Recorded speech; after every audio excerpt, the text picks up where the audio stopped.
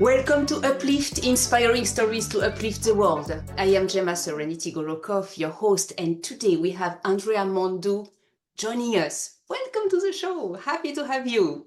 Thank you so much. I'm really, really excited to be here to chat with you and everybody who's listening today. That's amazing. Thank you. So tell us a little bit who you are, who do you serve, how. Tell us a little bit about you. Yeah, I always find this question so funny because the way that I show up and serve the world is in many different ways, both personally and professionally. But to keep it in a little bit of a nutshell, I show up as a transformation coach, and really I help people. Primarily women, though when I do workshops, sometimes there are men in attendance, but primarily women, anybody who is on a pursuit to health, wellness, or happiness. I really help them to explore the stories that they have been sold and told about who they should be, what they're capable of, what they can accomplish in their lives. And I help them to kind of rewrite some of those stories, explore their inner dialogue. Take the power back of their lives and really become the authors of their own story.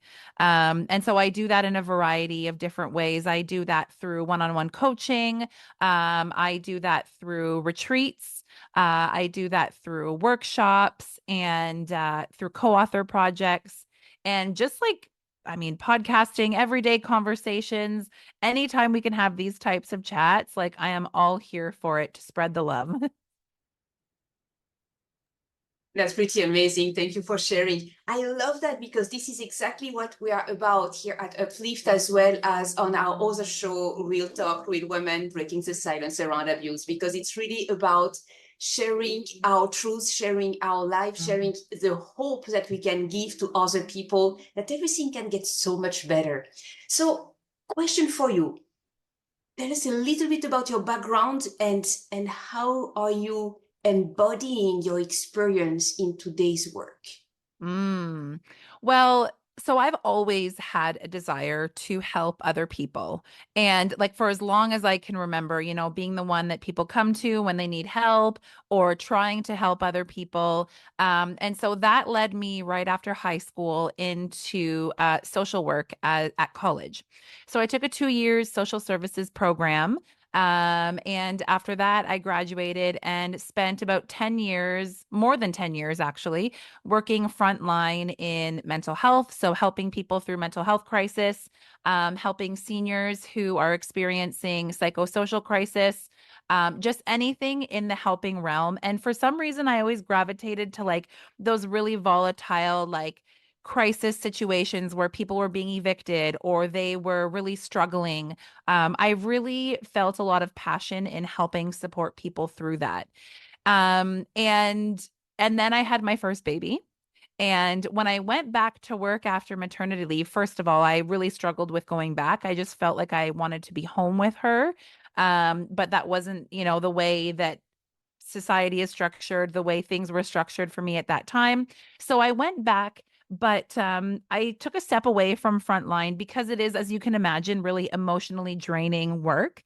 I remember my college professor said to us, you really need to unpack your own stuff if you're going to be helping people unpack theirs, because there is a huge burden, emotional burden attached with a job that is so emotionally intensive.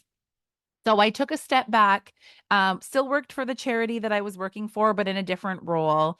And, as a lot of us do, as when we have children, as mothers, or when we go through a big life transition, I was doing a lot of like reflection of how I wanted to like, how do I want my life to look? And I was reflecting a lot on myself and the impression that I was setting for my daughter who's going to be growing up looking to me as a role model. And so that caused me to kind of start to evaluate how I was speaking to myself, how I was showing up in the world, and what patterns, what things did I want to pass on to her, and which things was I wanting to kind of leave behind. And I'd also had a really big draw to health and wellness for myself. So I was on my own weight loss journey before I got pregnant. And then when I found out I was pregnant, my first thought, and this should have been a trigger for me that like I have work to do, because my first thought was like, oh, I'm gonna undo all the hard work that I've done to lose all the weight. And so after I had her, I was trying to get my pre-baby body back. Again, going back to like all those stories that were sold and told about what we should do and how we should look. I really subscribe to that. And so as I'm starting to get my wellness back, I'm also going through this period of like, okay, how how can I be different so that I don't continue the same patterns with her? And so that's really where the work started for me, both internally and also this new passion that I discovered for helping people in a different way. That's a fascinating part of it, indeed. And how many of us just want to have our pre-baby body back? I mean, we just Mhm. went through our bodies went through an entire transformation in order to multiply itself and create another human being. How do you want to really get a pre-baby body that fast? I mean, the truth is that it depends what metabolism, what Oh lifestyle, yeah. because I do remember that after the second baby, I mean, within 3 or 4 months of going to walk my baby, like push and really like walk fast, as well as breastfeeding, I was thinner than pre-baby. Mhm. I remember that, but that was only the second one. The first one, absolutely not. Well, and this is the thing, like we have been given so many stories, especially by diet culture, right? Like that is a large part of what I talk about with my clients is like understanding that our bodies are actually so diverse and different. And when we expect ourselves to conform to one story about how our bodies should look in this setting or after this milestone or whatever it is, like we're setting unrealistic expectations for ourselves. And I didn't understand that at the time. I'm speaking to you now with having done years of work on unlearning that and relearning, what is the actual truth. And that is that our bodies are uniquely beautiful at any size, at any period of time. And a lot of the clients that I work with now, I often find them, I was guilty of this too, comparing myself to a previous version of my body and striving to get to that when like that was a different season of my life. That is a different season of our lives. And we put so many unrealistic expectations on ourselves and we're the hardest on ourselves. And I was really hard on myself, like Gemma, really hard. And I, one day at a time, started pretending that I didn't hate my body as much as I did in front of my daughter. I would say, "Oh, look at how great I look in this," or "I feel so comfortable," or "Oh, I'm moving my body because it's good for me." And I started changing some of that language. And if anybody who's listening knows anything about the brain, we have our conscious mind and our subconscious mind, right? And the only way we can reprogram our subconscious mind is through repetition over and over and over. And the more that I was saying these things to just set an example for my daughter, the more that I all of a sudden realized that I was starting to believe these things and was curious to explore more about like what this life could be and what this life could mean. And, when you asked me to describe what I do, I said I help people who are on our pursuit to health and wellness and happiness because we all are in varying degrees. We all want to be healthier. We all want to be happier and we all want to be well. And I think that we've been sold that that looks like eating really clean and exercising every single day. And while those two things are very important, right? Those help our bodies function optimally and perform well in our lives. There's so much that we're completely discounting, like the way we speak to ourselves every single day, the way that we allow other people to treat us, the way that we put up boundaries in our lives and say, yes to things when we really want to say no. Like those things also carry a really huge burden on our mind, on our spirit. And if we're not honoring those things as part of the journey, then we're not approaching ourselves in a holistic way. And if we're on that pursuit, we have to look at every single part that makes up who we are to get to that place that we want to get to. And it's a constant journey. Thank you very much for talking and speaking about that, because indeed there is so much more to health and wellness than what you eat and how you move.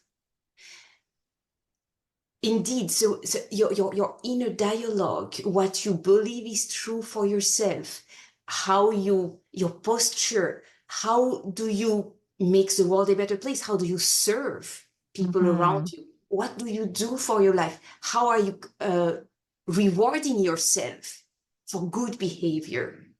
Or are you beating yourself up every time, meaning every single day when you are not up to the task because you always choose a task too high to reach? Well, that and also like we have really high expectations of ourselves to perform the exact same every single day, right? And oftentimes the first things that we do go to are like, I'm going to eat cleaner or I'm going to exercise more. And then we're humans living an experience.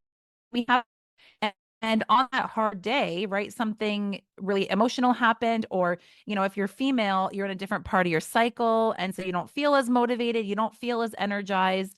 And on that day, you have two choices, right? You could push yourself to do the workout or to eat clean, and somehow that makes you better. And or you decide to honor yourself and be like, you know what, I'm not gonna do that workout today. I just don't feel up to it. I'm gonna honor where I'm at. But a lot of people will then say, well, I'm a failure. Here I go. I failed again because I can't even keep, this one day, this plan that I have. I failed this one day. And so, again, a lot of the work that I do is really influenced by my own journey and looking back at my previous self and like, okay, what mindsets did I have then? They actually weren't serving me because yes, I lost all this weight, but I was still unhappy. I was still unhappy because I was still beating myself up for the smallest things. I was still looking in the mirror and not appreciating the body that I had and the way that it shows up for me every single day, because it does. Every single day, our bodies show up for us and they breathe for us and they walk for us and they love for us. And a lot of us are walking through the world putting a lot of shame on it and hating it a lot. And so, whenever clients come to me and they're like, oh, they maybe come to me with a number. I just want to lose 15 pounds. It's like, okay, what's going to be different when you lose that 15 pounds other than your relationship with gravity, right? What's going to be different?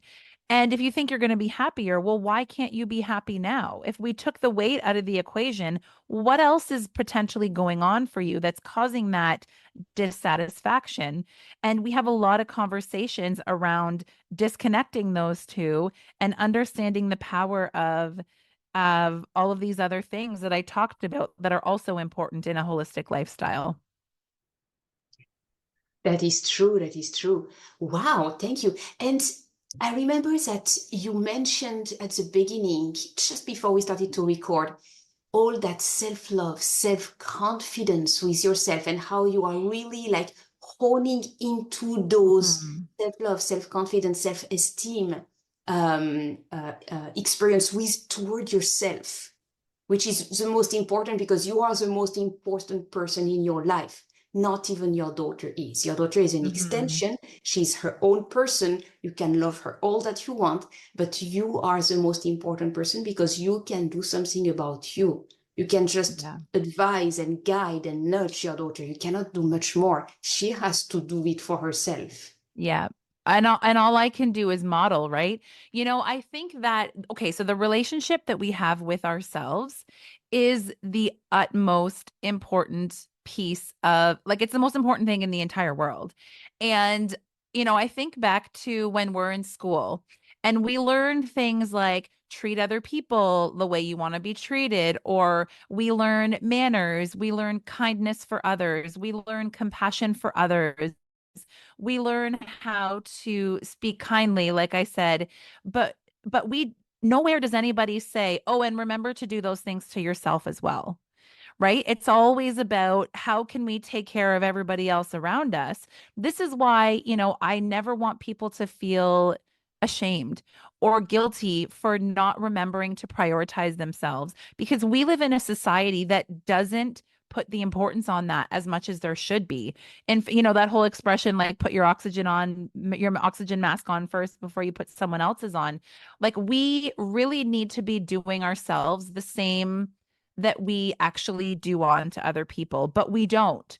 And so, I think about myself, the way that I used to speak to myself, the things that I used to say about the way that I look, about what I was capable of. I had a lot of inner dialogue around my capabilities. And, whether people cared what I had to say, a lot of that came from like a fear of abandonment, and, trauma that I went through as a child. We don't realize how much what we've gone through when we were younger. um Even small things, right? Like not necessarily always the big things, but I think it's the small things that we underestimate. Not being emotionally taken care of, having a friend speak to you really poorly, you internalize that, then you think that that's what everybody thinks about you. So I carried around a lot of anxiety about new things, about new experiences. I carried a lot of, like I said, people are going to leave me. Nobody cares what I have to say. Nobody actually really likes me. I carried around a lot of that. And that really impacted me in a lot of different ways. Again, I showed up in helping for all of these people in like their darkest moments. And yet I really, really didn't grasp like taking care of and honoring and building that relationship with myself. I always tell my clients, like, ultimately, at the end of the day, you have to be your own hype person because there will be people around you. Even myself as your coach, yes, I'm here to build you up. I'm here to, help guide you to notice those things that are already inside of you. But at some point, our relationship is going to end as well. Ultimately, it has to come from within you. And the only way that you can start to build confidence and self-trust, self-confidence and self-trust, people think that they're kind of the same thing, but they're actually two different things. But the only way that you can start to build those things is by, again, going back to that mind, giving yourself examples of and evidence of those situations where you've been able to show up for yourself, right? We only trust other people in our lives when they show up for us when we need them and when they do things that they say they're going to do. And I would argue that everybody that's listening to this, myself and you as well, like we would consider ourselves people of integrity. I would consider myself to be someone of integrity. And if somebody asks me if I'm going to do something, or if I tell somebody that I'm going to do something, I'm going to do it, right? Like I'm going to do it. However, we don't often give ourselves that same treatment, right? We don't hold ourselves like we don't. Anyway, so what I'm trying to say is that in small moments, you have to and this is what, again, I'm not speaking to you from somebody who went from 0 to 100, right? I've had many, many building moments of opportunities where I've pushed myself and been successful or learned something. And then I take that evidence and my subconscious mind files it away. And the next time something scary shows up for me or a situation where I'm getting into a negative self-talk loop, I'm like, oh, okay, Andrea, here's what you've done before. Here's where you showed up for yourself. Here's all of these little tiny pieces of evidence that are helping me to build that self-trust and to build that confidence. I used to be afraid of public speaking, literally afraid of public speaking. And now, I mean, here I am, right? This is what I do as part of my career is do public speaking. And I host, like I'm taking women to Punta Cana next year in April for an international women's retreat. Like I never saw myself as somebody who would have the confidence to be able to do that and lead that and facilitate all these things that I do now. But it's because I've spent years crafting that, right? And building that trust with myself that now it's like, yeah, there's still things that make me nervous. Getting up on stage still makes me feel nervous, but I trust myself enough that I'm going to be okay. and I'm going to do a good job and I'm going to do my best, and my best is enough, right? Your best is always enough. That is truly beautiful. Let's just emphasize a little part, one part that I truly, truly measure the value of it as well. I mean, everything that you say is so valuable, and I truly commend you for that. Thank you for speaking the truth. You really make the difference between self-trust and self-confidence. And indeed, it is not the same thing. Mm-hmm. Do you want to speak more into that difference? Yeah. So for me, I see self confidence and self trust differently in the fact that self trust to me is more of like an inner belief. Whereas self confidence is like an outward belief in your ability and the things that you can do out in the world. So self trust is like, I am going to put myself above above everybody else, and not in like a selfish vanity type of way, but of like a, I am an important person too. I am a priority too. And I'm going to show up for myself in areas that are easy, but also in areas that are hard, right? So I'm going to have hard conversations with people when they are hurting me or when something doesn't feel good. Like to me, that is like trusting yourself to look after yourself. And when I think about confidence, I think of it again as like a an understanding and a knowing that you can do things. And whatever you, I mean, you can do whatever you want to do, really. And there's some things that you might look at and be like, nope, I don't want to do that. And that's fine.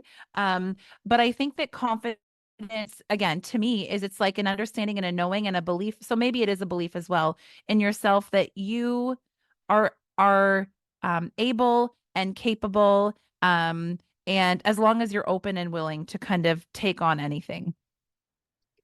That's an interesting comparison point.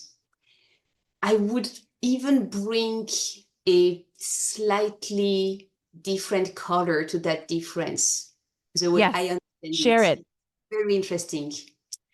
I would say that self-confidence shows up in your posture, shows up in your Mm. ability to own the stage, to own the place, to own yourself, to own the street, to really like move and to have that knowing that indeed you are capable and Yeah. everything beyond that, that you are not only good enough, but you are exceptional. You are great at what you are, great in your field. You are an expert at what you are an expert in. So knowing that, it's like, okay, I got it. And now when you walk with self-confidence, it's like, wow.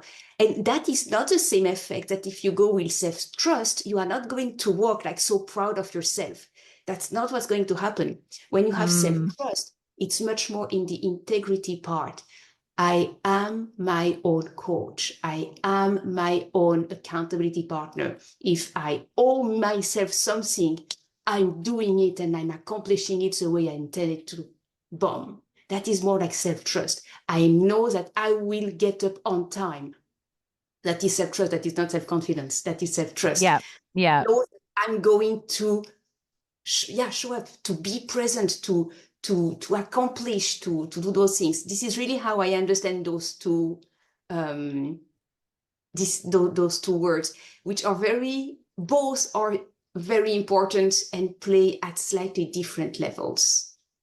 Yeah, I agree. And also, I love that you highlighted the posture component because sometimes I remember I did an episode like last year about like confidence and how do you build it. And one of the questions that I asked is, and I kind of polled the audience before I recorded, and I was like, what does confidence look like to you, right? If you were to see somebody who looked quote unquote confident, right, what would that look like? And people shared a lot of a lot of those things that you're doing, right? People who walk confidently into a room, so confidently using that word, it's like you can see it in their demeanor that they are kind of like, I'm here. And also the other is that it's like knowing that nobody can do anything the way that you can do it. right? And knowing and really truly believing that every single one of us is a beautiful, unique, wonderful being with a lot of worth and a lot of ability and a lot of capacity, and nobody can do anything in your life like you can. That's fabulous. Thank you so much. Andrea, how can people reach out to you? What is your website? How can they connect? What type of service do you offer in your transformational coaching? Yeah. So as I mentioned, I do one-on-one coaching. So I do one-off sessions. I also have a longer term 12-week program. And then I also, like I mentioned, I'm hosting a retreat in Punta Cana in April. So that is, the biggest way. Like if you're looking for total, like condensed transformation, that is the place to do it. But anywhere you want to find out about me, I'm the Balance Bliss everywhere. So my website is thebalancedbliss.ca. On Instagram, I'm the Balance Bliss. On Facebook, I'm the Balance Bliss, and I'm Andrea at thebalancedbliss.ca. Fabulous. So much. At least it's easy to remember, right? I like to keep it easy. Very good. Thank you so, so much. I will also make sure to put all your links and all your details into the description. So if anybody wants to really have the details of the spelling, everything is in the description. So I look forward to having you connect with Andrea, dear audience. I would And love that. Yeah, even a DM. Like I love to voice note back and forth. So if you ever want to just reach out to me, I will probably voice note you back. that's super cool. Thank you so, so much. All right, Andrea. Thank you so much for being here today. Thank you for uplifting and inspiring us. That is truly amazing. And I really wish you an amazing day. Thank you so much. I appreciate you.